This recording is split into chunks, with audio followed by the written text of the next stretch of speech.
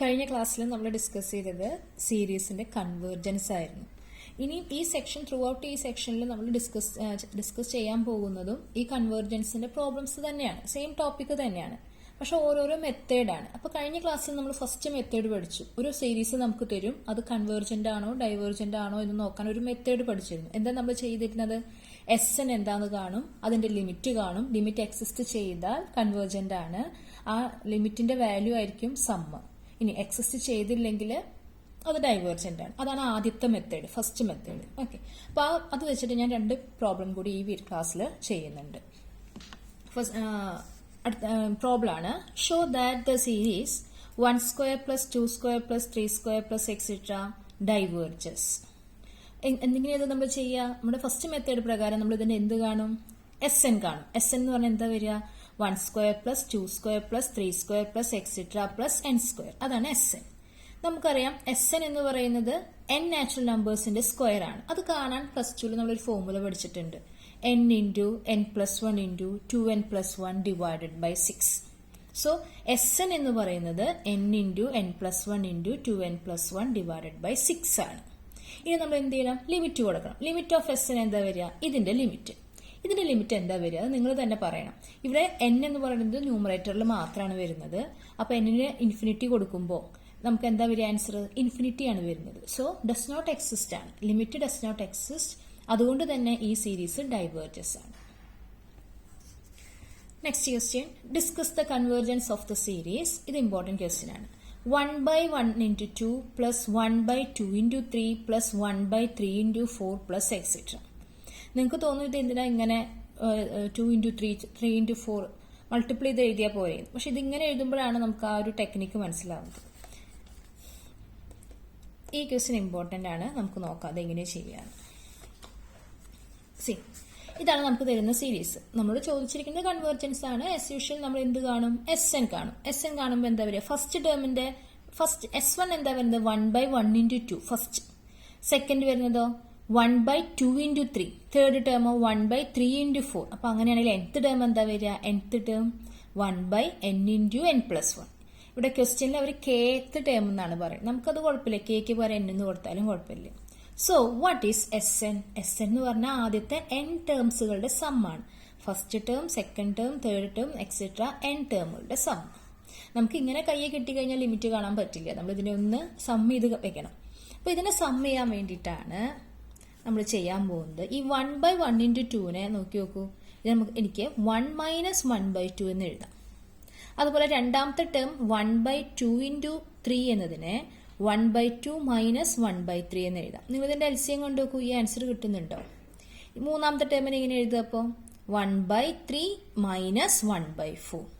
അങ്ങനെയാണെങ്കിൽ nth ടേമിനെ എങ്ങനെ എഴുതുന്നുണ്ടാവുക? nth term എന്താ ഇവിടെ വരുന്നത്? 1/n into n plus 1. So it is equal to 1/n minus 1/n plus 1.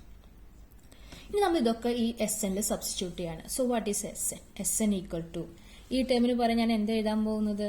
1 minus 1/2 plus രണ്ടാമത്തെ ടേമിന് പകരം I'm going to write 1/2 minus 1/3 plus third term എന്ന് പറയുന്നത് 1/3 minus 1/4 plus etcetera plus 1/3 minus 1/n minus 1/n plus 1.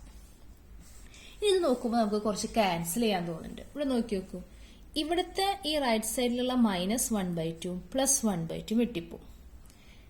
ഇവിടുത്തെ -1/3 plus 1/3 വെട്ടിപ്പോവും. അതുപോലെ -1/4 plus 1/4 വെട്ടിപ്പോവും. അങ്ങനെയാണെങ്കിൽ ലെഫ്റ്റും റൈറ്റും വെട്ടിപ്പോയി ഇവിടുത്തെ ലെഫ്റ്റും ഈ റൈറ്റും വെട്ടിപ്പോയിട്ടുണ്ടാവും. ബാക്കി ആരെ വരുന്നുണ്ടാവുക? 1 minus 1/n plus 1. ഇതാണ് എസ് എൻ ആയിട്ട് വന്നിരുന്നുണ്ടാവുക. എസ് എൻ എന്തായിരിക്കും? 1 minus 1/n plus 1. ഈ ലിമിറ്റ് കൊടുക്കുക. രണ്ട് ഭാഗത്ത് ലിമിറ്റ് കൊടുക്കുമ്പോൾ എന്താ വരിക? What is limit S N? അതായത് ലിമിറ്റ് 1 minus 1/n plus 1. 1ന്റെ ലിമിറ്റ് 1 തന്നെ. ലിമിറ്റ് എന്ന് ഉദ്ദേശിക്കുന്നത് n tends to infinity ആണ് കേട്ടോ. ഇവിടെ ലിമിറ്റ് കൊടുക്കുമ്പോൾ n-ന് ഇൻഫിനിറ്റി കൊടുക്കുമ്പോൾ എന്താ വരിക? 1/infinity. 1/infinity എന്താണ്? 0. So 1 minus 0, answer 1. അപ്പൊ നമുക്ക് ലിമിറ്റ് എന്ത് കിട്ടി? വാല്യൂ കിട്ടി. So limit exist. Limit exist ചെയ്യുന്നത് കൊണ്ട് തന്നെ ഈ സീരീസ് എന്താണ്? കൺവേർജന്റ് ആണ്. And what is the sum of this?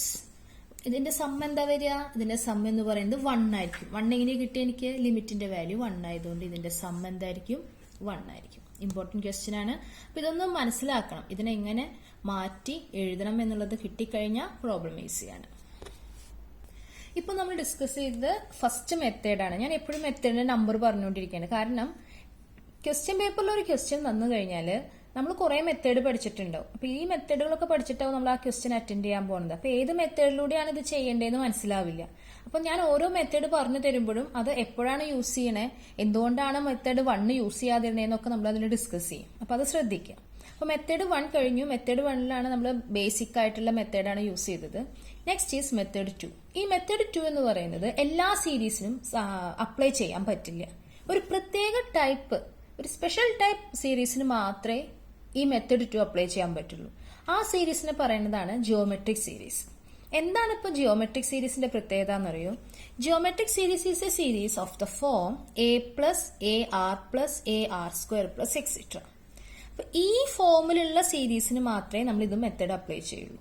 Okay, അപ്പൊ മെത്തേഡിലേക്ക് പോണേക്കാൾ മുമ്പ് നമുക്ക് ജിയോമെട്രിക് സീരീസ് എന്താന്ന് നോക്കാം. ജിയോമെട്രിക് സീരീസ് എന്ന് പറയുന്നത് a series of the form a plus a r square plus etcetera is called a geometric series where a and r ഇവര് രണ്ടുപേരും they are fixed real numbers ആയിരിക്കും. എ എന്ന് പറയുന്നത് not equal to 0 ആയിരിക്കും.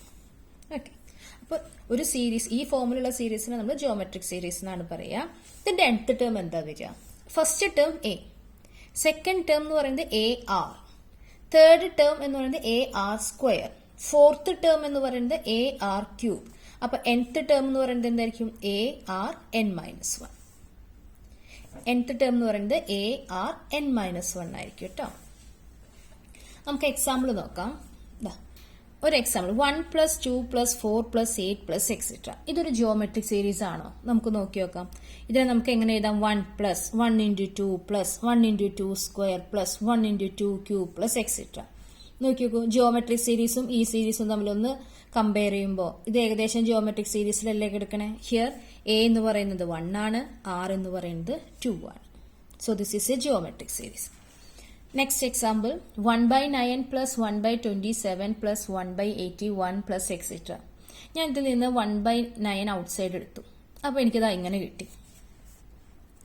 ഇതിനെ ഞാൻ ഇങ്ങനെ എഴുതി. ഈ 1/9 പകരം 1/3². ഇനി ഞാൻ 1/9 ഉള്ളിലേക്ക് എടുത്തു.